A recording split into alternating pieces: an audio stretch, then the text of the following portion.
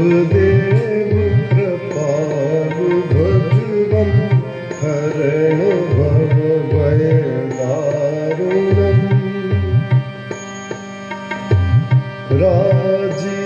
राजीवलोचन चन्द्रमुखकर रत्नत्रय श्रीधारणम् बल बुद्धि तेज प्रताप मूरत नाभिमारु सुतावरम् भज दीन बंधु दिनेश सुरपति सकल मंगल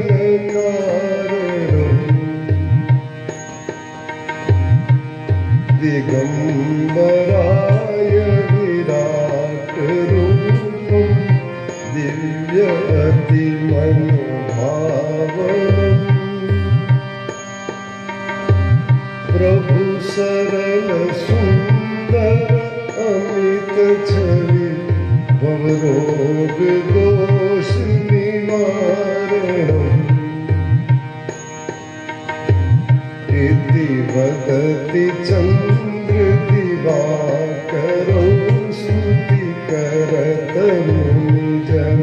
वंदनम् मम हृदय निवास गुरु कामादिखल दल गंजनम् श्री ऋषभदेव भगवान को वंदन शत शत बार जिनके उपदेश से सुखी आज संसार सुखी आज संसार बोल ऋषभदेव भगवान।